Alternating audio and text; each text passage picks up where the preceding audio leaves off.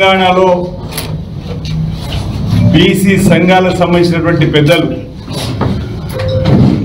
42% reservation రాజకీయ పరంగా ఇవ్వాలనేటువంటి ఆలోచనతోటి బంద్కు 18వ తేదీన పిలుపునిచ్చినటువంటి దానికి కాంగ్రెస్ పార్టీ పక్షాన మీ సంపూర్ణ మద్దతును తెలియజేస్తున్నామని చెప్పని ఈరోజు ఇక్కడ జిల్లా కాంగ్రెస్ కమిటీ అధ్యక్షుల హోదాలో ప్రకటన చేస్తామన్నటువంటి సందర్భంగా తెలియజేస్తూ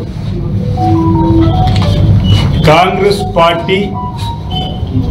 కామారెడ్డి డిక్లరేషన్లో 42% రాజకీయ విద్య ఉద్యోగాల్లో అవకాశాలు కల్పిస్తామని చెప్పినటువంటి సందర్భం గుర్తు చేస్తూ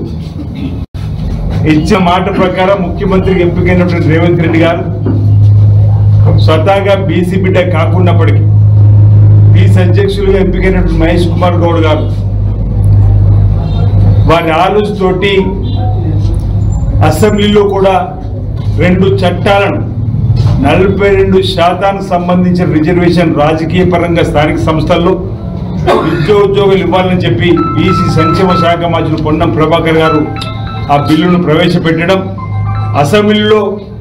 ఆ బిల్లును బలపరిచే అవకాశం సాటి బీసీ బిడ్డగా నాకు రావడం, 2 చట్టాలను తయారు చేసుకొని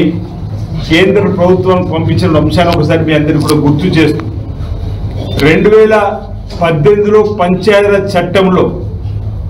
50% క్యాప్తోనే ఎన్నికలు పోవడానికి ఒక అఫిడవిట్ ఇచ్చినటువంటి సందర్భం సుప్రీంకోర్టు కానాడింది.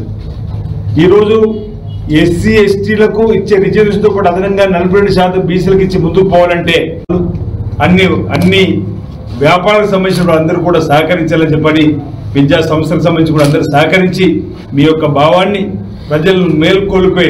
ప్రజల మద్దతును కూడగట్టే క్రమంలో బీసీ సంఘాలు ఇచ్చినటువంటి దానికి ట్రిపుల్ టెస్ట్ ఉంటే ఆయా రాష్ట్రాల్లో ముందుకు వెళ్ళొచ్చు అని. ఒకవేళ ఈ జీవో 9 కంటే ముందే గవర్నర్ ఆర్డినెన్స్ ఆమోదం పొందించిన రాష్ట్రపతి గారి ద్వారా